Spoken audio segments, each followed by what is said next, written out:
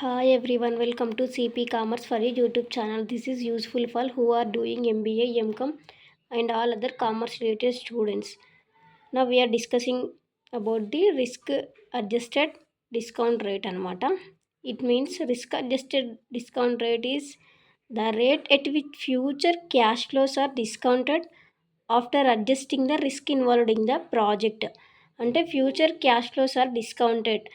It means మనం ఫ్యూచర్లో ఒక దగ్గర ఇన్వెస్ట్ చేస్తాం కదా, దానిలో మనం డిస్కౌంట్ అనేది క్యాలిక్యులేట్ చేస్తాం అనమాట. బికాజ్ ఆఫ్ ఇన్ కేస్ దానిలో కూడా రిస్క్ అనేది మనం ఇన్వెస్ట్ చేసే ప్రాజెక్ట్లో రిస్క్ ఇన్వాల్వ్ అవుతుందేమో, రిస్క్ని రిజాల్వ్ చేయడానికి మనం ఇన్వెస్ట్ చేసే అమౌంట్ మీద డిస్కౌంట్ అనేది మనం క్యాలిక్యులేట్ చేస్తాం అనమాట. అంటే మనం ప్రాజెక్టు కరెక్ట్ ఇన్వెస్ట్మెంట్ డెసిషన్ తీసుకోవడానికి మనం రిస్క్ అనేది క్యాలిక్యులేట్ చేస్తాం. అంటే ఇన్ కేస్ రిస్క్ అనేది ఎక్కువ ఎక్కడైతే ఉంటుందో అవి రిస్కీ ప్రాజెక్ట్స్ అనేవి అవి.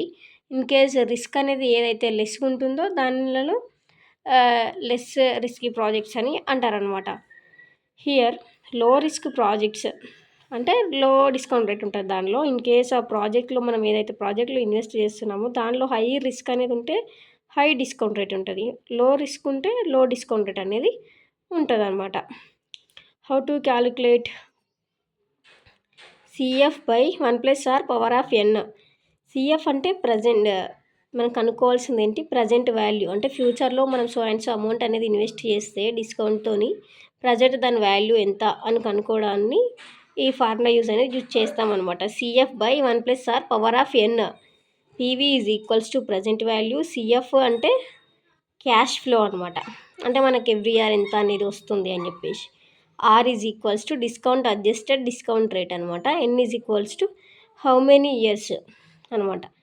డెసిషన్ రూల్ అంటే మనం క్యాలిక్యులేట్ చేసిన తర్వాతకి ఎన్పివి వాల్యూ అనేది వస్తుంది కదా. ఎన్పివి వాల్యూ అనేది 0 కన్నా ఎక్కువగా ఉంటే we have to accept this project అనమాట. In case less than to 0 వచ్చింది అనుకో NPV value, we have to simply reject that project అనమాట. ఇన్ కేస్ ఈక్వల్స్ టు 0 వచ్చింది అనుకో NPV value is completely our own wish అనమాట. Advantages of risk adjusted discount rate అనమాట. Advantages ఏంటివంటే it is easy to calculate అనమాట. ఈజీగానే అర్థమవుతుంది ఎవరికైనా కూడా క్యాలిక్యులేట్ చేయడానికి. దీనివల్ల అంటే రిస్క్ని కూడా కన్సిడర్ చేస్తాం కాబట్టి అక్యురేట్ రిజల్ట్ అనేవి రావడానికి ఛాయిసెస్ ఉంటుంది. సో ఇన్వెస్ట్మెంట్ డెసిషన్స్ అనేవి తీసుకోవడానికి కూడా యూస్ఫుల్ అనేది అవుతుంది అనమాట. That is advantages of this. Coming to disadvantages ఏంటివంటే difficulty to determine correct risk rate అనమాట. ఎవ్రీ ఇయర్ సేమ్ అమౌంట్ అనేది రాదు కాబట్టి డిస్కౌంట్ రేట్ అనేది ఫైండ్ అవుట్ చేయడం అనేది కష్టం అవుతుంది అనమాట. Coming to the problem, a company want to invest 50,000 invest చేస్తుంది అనమాట. Every year so and so amount, first year ఇంత, సెకండ్ ఇయర్ ఇంత, థర్డ్ ఇయర్ ఇంత అమౌంట్ అనేది వస్తుంది. అమౌంట్ అనేది వస్తే డిస్కౌంట్ రేట్ అనేది 10% అనమాట. సో ఎన్పివి క్యాలిక్యులేట్ చేసి వెదర్ ఇట్ ఈజ్ యాక్సెప్ట్ చేస్తుందా రిజెక్ట్ చేస్తుందా అని కనుక్కోవాల్సింది ప్రాబ్లం అనమాట. ఫస్ట్ మనం పీవీ వాల్యూస్ అనేవి కనుక్కోవాల్సి వస్తుంది. PV values right, PV values of first year. CF మనం అంటే ఎంత వస్తుంది మనకి first year 20,000 right. 20,000 by 1+r అంటే 10% కదా, 0.10 ఫస్ట్ ఇయర్. సో క్యాలిక్యులేట్ చేస్తే 18,182 అనమాట. Next PV values of second year. Second year ఎంత, 25,000. 25,000 ఈజ్ డివైడెడ్ బై 1+10% కదా, ఇది సెకండ్ ఇయర్. సో ఇలా చేస్తే 20,661 అనమాట. Next present values of third year. Third year ఎంత, 30,000. 30,000 is divided by 1+0.10 power of 3 is equals to 25,539.